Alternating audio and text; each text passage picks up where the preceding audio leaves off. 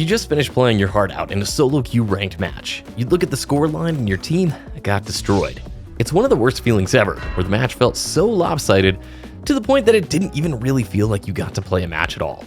Losing can make you feel out of control and more vulnerable than you think you are. Getting stomped sucks. It feels awful and it's usually demotivating. But by practicing losing respectfully, we become better players and better people. Recognizing that a loss is the best chance to learn, to get back up, to try again, and grow from that loss is the key to success, not just within the game, but also within life. You've never truly lost unless you completely give up and stop trying to improve.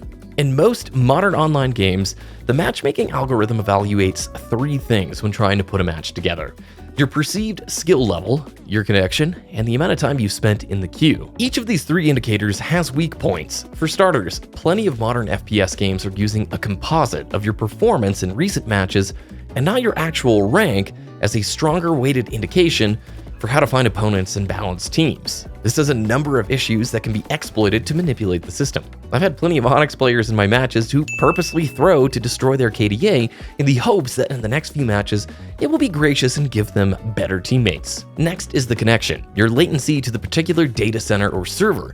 This element you can't control. Sometimes you're on 40 ping and sometimes you're on 120. And then finally, if you've waited too long in the queue, the matchmaker may just throw together whoever is there at the time. All of this is to say, get used to having uneven matches.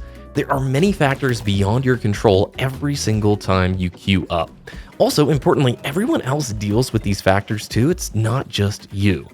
The term loss aversion was first labeled by Daniel Kahneman and Amos Tversky in 1979. Its basic premise has been repeated in hundreds of experiments. Losing hurts worse than winning feels good.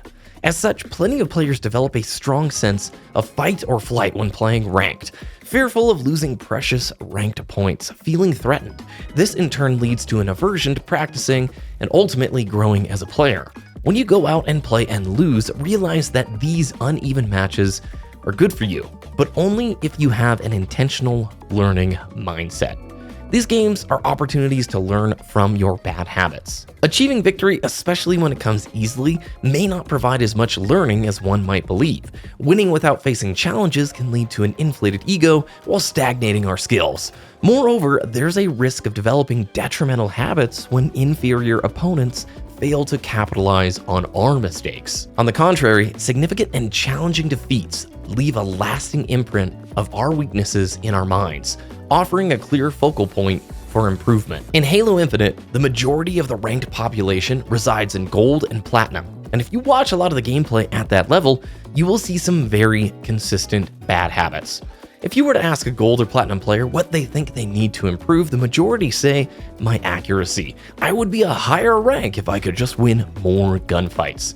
While accuracy is important, it's not nearly as important as players in these ranks think. 95% of the time, the decision-making of players in this skill range is what is preventing them from growing, not your accuracy. I've got a spoiler for you.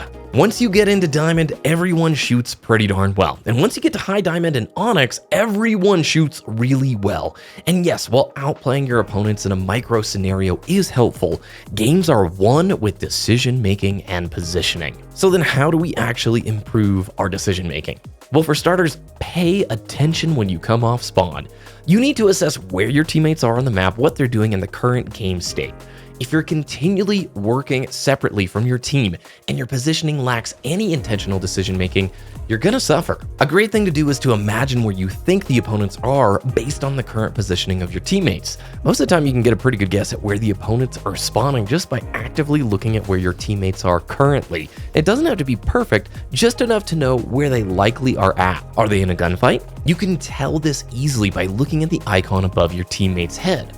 This system was much easier to recognize during Halo 2 and Halo 3 days, but it's absolutely invaluable to your decision-making process. Did you just watch 3 of your teammates all die in the exact same spot? Maybe it's not the best idea to rush in solo and get slapped by the entire enemy team. Or better yet, maybe you can try to help your teammates during the gunfight and help them clean up the kills. There's a solid chance that if the gunfight went on long enough, the enemy is weak and you can help capitalize and clean up those kills. Start learning the power positions on each map and play on them to your advantage. You could start recognizing how to flow through a map by watching back replays of highs high-level players. You'll notice that they aren't hanging out or spending their time in the areas of the map that give them a disadvantage. Learn when to stop challenging gunfights that are losing. Stop challenging fights that you are going to lose or where you're at a significant deficit. Staying alive, re-rotating, and continuing to be a threat is the key. I see so often players pop back out in a losing fight just thinking they have the ability to outshoot their opponent, when they already have like half their shield gone and are in a terrible position. You've got to stop doing this. The fastest way to improve your decision making is to start watching back your own replays. Take your time and go over the losses. Try to look at every life and be critical of your positioning, where you are on the map and the current game state. Are the power-ups or power weapons available? Are you assisting and working with your team? Why are you in the position that you're in? Also, if you're unsure why you got destroyed and you felt like, hey, I did everything right this map, just ask for help. This journey of growth isn't meant to be a solo one, and I think players forget that you can ask, other creators, peers, other members of the community to look at your replays or clips and seek advice. I'm confident that most of the time, if you start watching back your replays intentionally and just questioning, why did I lose? You will start to notice and recognize those bad habits. None of this happens, by the way, if you're so tilted by the loss and angry that you just chalk it up to blaming your teammates. Solo queue can be rough in Halo Infinite, no doubt, but I'm telling you, your teammates aren't the reason why you can't get out of gold or platinum. Yes, you will absolutely have games where things are outside of your control, and you truly could play your very best, and there was just no way to win. However, you have to focus on the things that you can control, and blaming teammates leads to slower growth and development of you as a player. There's always more that could be done. Nobody plays the perfect game every match. This is why your rank really doesn't matter.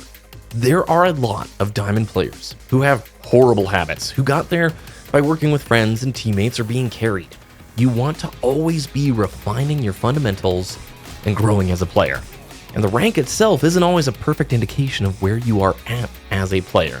It does a fairly good job giving you an indication of where you sit within the broader scene, but if you aren't refining your fundamentals and growing, it really doesn't matter. Your goal is to play, to get better, and to welcome the challenge. When we learn to have humility, to overcome our emotions in both victory and more importantly defeat, then we have truly mastered a skill that transcends just the game. In life, there are tons of moments where you're going to lose, and lose to things beyond your control.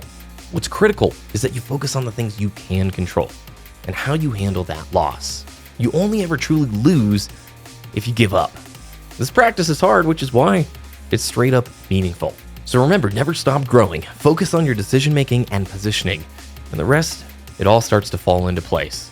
I'm BBK Dragoon. Thanks for watching. If you found helpful, please like the video, drop a subscribe, and do all the YouTube things. We'll see you again in the next video.